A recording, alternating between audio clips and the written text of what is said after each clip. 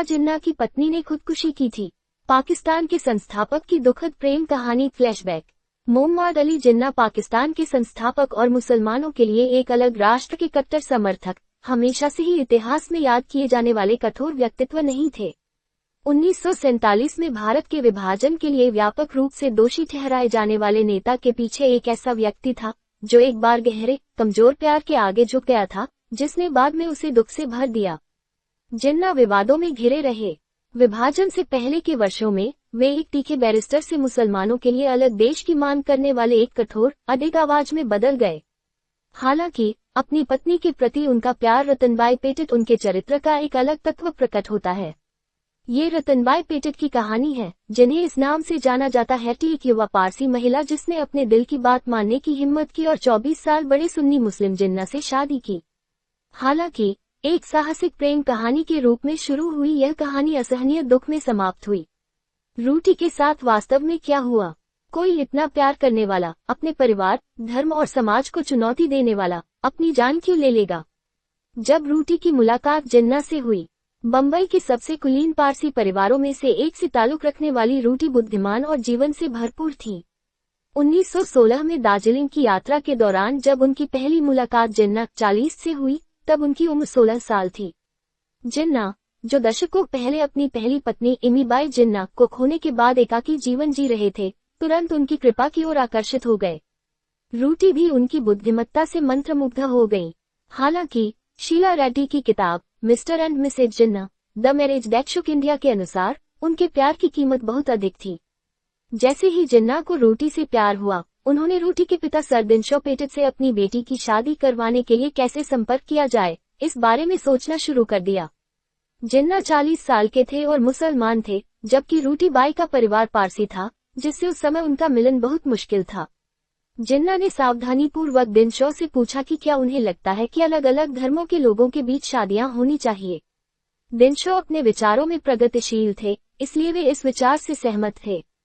इससे उत्साहित होकर जिन्ना ने अपनी बेटी रूटी से शादी करने का प्रस्ताव रखा, जैसा कि शीला रेड्डी ने अपनी किताब में बताया है। अंतर्धार्मिक विवाह के बारे में जिन्ना और सर दिनशो पेटिट की पिछली बातचीत के बावजूद रूटी के पिता एक मुस्लिम दामाद को स्वीकार करने के लिए तैयार नहीं थे।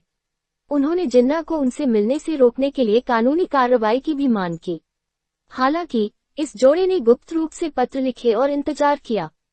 रूटी ने 19 अप्रैल 1918 को इस्लाम धर्म अपना लिया, अपना नाम मरियम रख लिया और जिन्ना से शादी कर ली। वह 18 साल की थी और जिन्ना 42 साल के थे। इस जोड़े की उम्र में 22 साल का अंतर था। स्वर्ग में हंगामा। जिन्ना और रूटी का रिश्ता भी जटिलताओं से मुक्त नहीं था। उनके रिश्ते के बावजूद दरवाजों के पीछे दरारें पड़ने लगी। रूटी ने जिन्ना के लिए अपना परिवार, अपना धर्म सब कुछ छोड़ दिया था। हालांकि वह जिन्ना से बहुत प्यार करती थी, लेकिन उनके साए में रहना आसान नहीं था। जैसे जैसे भारत का राजनीतिक परिदृश्य बदल रहा था, जिन्ना बैठकों और कानूनी लड़ाइयों में उलझे हुए थे। रूटी अक्सर खुद को अकेला महसूस करती थी। रूटी कला, साहित्य और सामाजिक जीवन में अधिक रुचि रखते थे, जबकि जिन्ना मुसलमानों के लिए एक अलग राष्ट्र बनाने के लक्ष्य के साथ राजनीतिक रणनीति पर ध्यान केंद्रित करते थे। जिन्ना की अनुपस्थिति ने अंततः रूटी के चारों ओर अकेलेपन की दुनिया बना दी और 1920 के दशक के अंत तक उनकी भावनात्मक सेहत पर बुरा असर पड़ा। रूटी, जो अभी भी अपने 20वें दशक में थी, को अपने परिवार से अलगाव का सामना करना पड़ा। साथ ही इस तथ्य से भी जूझना पड़ा कि एकमात्र व्यक्ति जो उनके लिए दुनिया का मतलब था, वह भी मुश्किल से उपलब्ध था। पुस्तक के अनुसार 1928 में रूटी का मानसिक स्वास्थ्य बिगड़ना शुरू हो गया था। वह अवसाद और मादक द्रव्यों के सेवन से जूझ रही थी, जिसके कारण उसके स्वास्थ्य में काफी गिरावट आई। आखिरकार 20 फरवरी 1929 को आंतों के संक्रमण से उसकी मृत्यु हो गई। हालांकि जिन्ना की पत्नी की मृत्यु विवादों में घिरी रही। कई लोगों ने उनकी मृत्यु को आत्महत्या बताया। रूटी की बेटी ने भी दावा किया कि रतनबाई ने आत्महत्या की थी, जैसा कि शीला रेड्डी ने अपनी पुस्तक में उल्लेख किया है। रेड्डी ने अपनी पुस्तक में लिखा है, उनकी पीड़ा और निराशा इतनी तीव्र थी कि केवल नींद की गोलियों से ही उन्हें राहत मिल सकती थी। निर्भरता और ओवरडोज का घातक चक्र। रूटी की भावनात्मक उथल पुथल को उनके पति को लिखे एक मार्मिक पत्र में और अधिक उजागर किया गया। रेड्डी की पुस्तक के अनुसार रूटी ने लिखा था, मुझे उस फूल के रूप में याद करने की कोशिश करो जिसे तुमने तोड़ा था, न कि उस फूल के रूप में जिसे तुमने पैरों से कुचला था। रूटी की मृत्यु के बाद जिन्ना, जो पहले से ही अपनी राजनीतिक आकांक्षाओं पर ध्यान केंद्रित कर रहे थे, 1931 में अपनी बेटी दीना और बहन फातिमा के साथ मुंबई छोड़कर चले गए। वे लंदन चले गए, जहां वे 1947 में भारत के विभाजन तक रहे। भारत छोड़ने से पहले जिन्ना रूटी की कब्र पर गए। रूटी की दुखद मौत पर दुख और अटकलों का बाजार गर्म है। कुछ लोगों का मानना है कि यह अकेलेपन का भारी बोझ था, जबकि अन्य लोग अपने परिवार से अलग होने के भावनात्मक बोझ की ओर इशारा करते हैं।